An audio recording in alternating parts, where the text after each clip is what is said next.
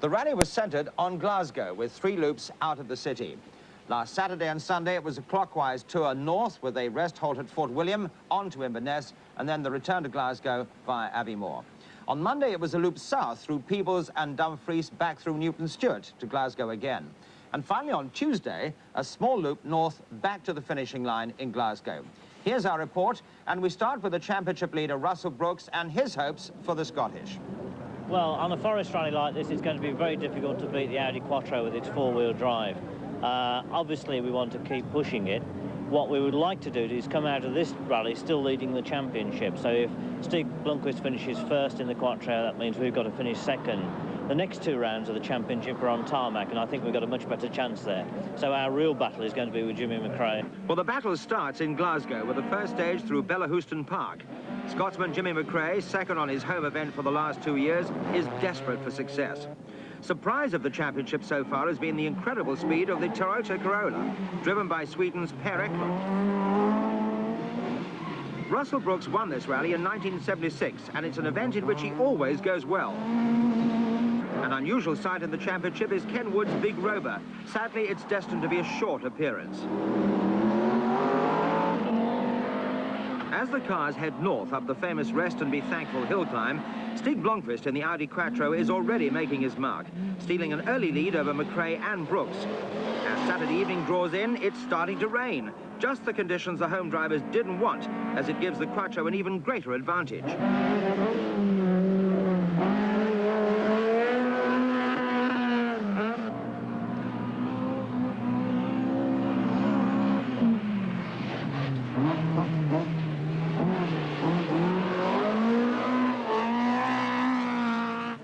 Backing up Brooks in the GM dealer sport team is Terry Cabey, hoping for better luck north of the border than he's had so far this season. Adding international flavour to the event is the young German superstar Erwin Weber on his first British appearance. John Weatherly in the Citroën Visa has made a good start, but can his luck hold out as the cars head into the night northwards up the Great Glen? 5 a.m. on Sunday. After just a few hours of darkness, Blomqvist has used the wet conditions to ease out a lead of 1.5 minutes over the battling duo of McRae and Brooks, who were separated by just a few seconds.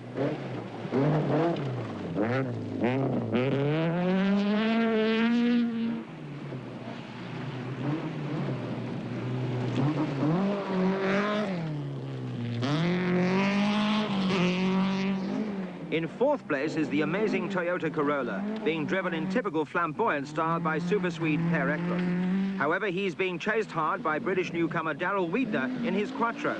After a slow start, he's now matching Blomqvist's times. And second in the Group A standard class behind Eklund is Chris Lord in the rotary-engined Mazda RX-7.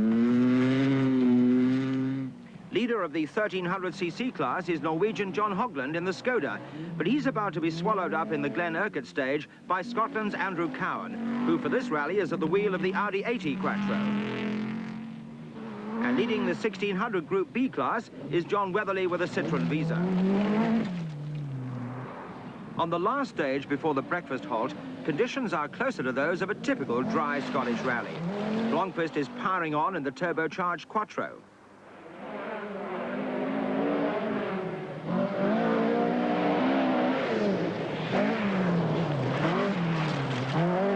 Above Inverness, the struggle between Jimmy McRae and the Rothmans Opel Manta and Russell Brooks in the Vauxhall Chevette is becoming the highlight of the Arnold Clark Scottish Rally. The others follow in their dust, still headed by Per Eklund in the Toyota Corolla.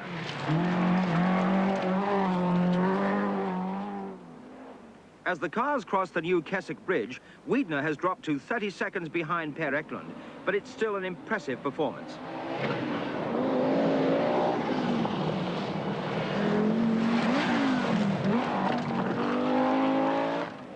And 2 minutes behind Wiedner is Terry Cabey's Vauxhall Chevette, one of many cars slowed by punctures over the gravel roads. Making up time in the downhill sections is John Hogland's Skoda, co-driven by Scotsman Peter Fuvester of Autosport magazine. And yet another fine performance by John Weatherly in the Citroën Visa is about to come to an end with transmission failure as the cars arrive at Inverness for the breakfast halt. Steve, what sort of night has it been for you? Oh, it has been quite nice. Little bit rain and no any big problem. What have the stages been like during the night? Okay, when you are as me at the first car, it has been very nice stages, but okay, I don't know how rough the roads get after some cars. Just look at the rocks being thrown up by Blomqvist Quattro as it powers over the forest tracks. Although the Forestry Commission grade and smooth the surfaces before the rally, the Quattro undoes the good work, making the conditions doubly difficult for the following cars, slowing them down and increasing the chance of punctures. It's a problem of modern-day rallying.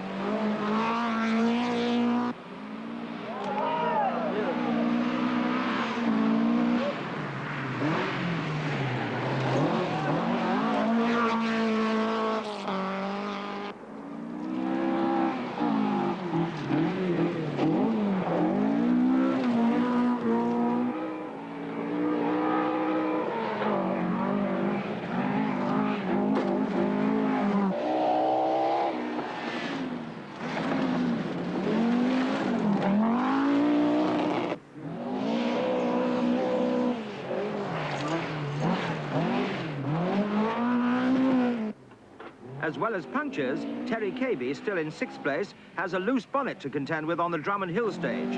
He's struggling to keep ahead of Andrew Cowan, fast coming to terms with the Audi 80 Quattro.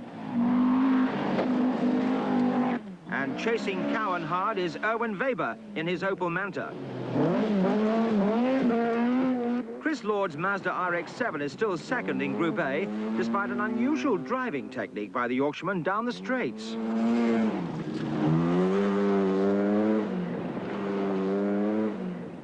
A more conventional style is employed by Hogland in the class-winning Skoda. As the cars head south back to Glasgow, Blomqvist has extended his lead to over 2 minutes. In his attempt to keep up and stay ahead of Brooks, McRae is on the limit, sometimes pushing just that little too hard. Overshooting this corner costs him valuable seconds, but the same bend nearly catches out rival Brooks. So the honours are even, and the gap between the two after 24 hours of driving is just 15 seconds. But star of the show is the incredible Per Eklund in his Toyota Corolla. What have the stages been like for you today? Some have been very good. The loose one is not so good. I need more horsepower there, man. But I mean, The quick one is okay. do you enjoy driving this car, Per? Well, it's not as powerful as the cars that you have been used to, is it? No, man, it's so easy to drive. I can, like a go-kart, just sitting to do everything. So you enjoy driving it? Yes, it's really nice to drive. Unless Steve has a problem, I don't think there's much chance, really, of catching him. I think we'll just concentrate and try and stay in front of Russell. During the night, we managed to get within 1 second of him. We've had a couple of punctures which dropped us back. They weren't very time-consuming. And at the moment, we're just 15 seconds behind him. So the battle continues tomorrow. After a night's sleep, the crews head south to the border country for the second loop. McRae kicks up the dust, maintaining his challenge. But the third car is Eklund. Brooks is missing.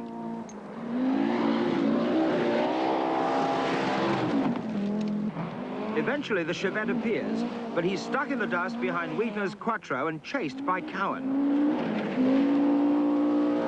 It's a four-way contest at the bottom of the top 10, with KB swapping times with Cowan, Weber and Simon Everett in the Nissan 240 RS.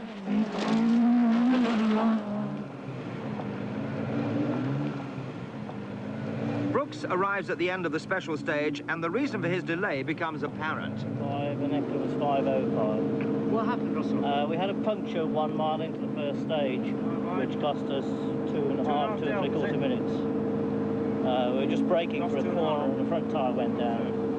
We actually did the change very quickly, but when we got going again, we were right behind Darrell Wiedner, so we lost another half minute in his dust. Where's this dropped you to now, then? Where's this dropped you to?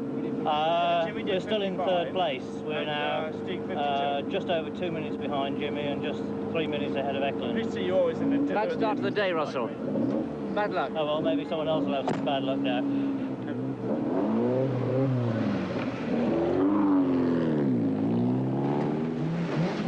Kirotri Forest near Newton Stewart, and it's raining again. Brooks' puncture has eased the pressure on McRae, which is just as well because the Scotsman has been suffering from a stomach upset. Now he can relax just a little.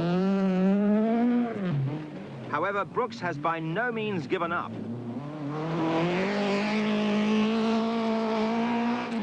And Eklund never gives up.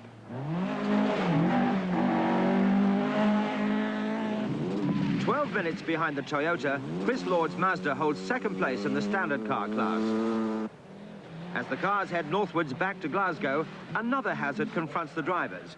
This time it's fog, adding to the delights of a summer evening in Scotland.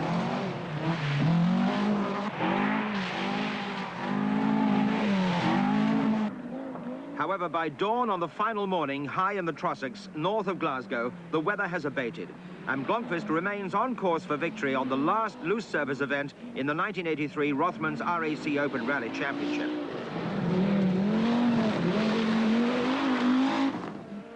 McRae, co-driven by Blackburn's Ian Grindrod, is secure in second place ahead of Brooks.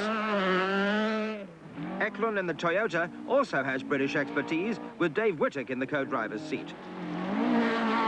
But it's an all-Swedish combination in the leading Audi, with Blomqvist partnered by Bjorn Cederberg.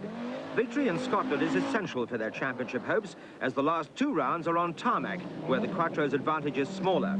Yet again, McRae has to settle for second place in the Rothmans Opel Manta. For Brooks and co-driver Mike Broad in the Chevette, it's a disappointing result. Third place means they're forced to share the championship lead, although Vauxhall stay at the top of the manufacturers' table.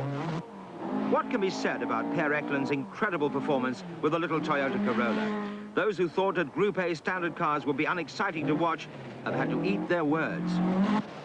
Terry Cabey and co-driver Rob Arthur get their best result of the season so far, with fifth place in their Vauxhall Chevette.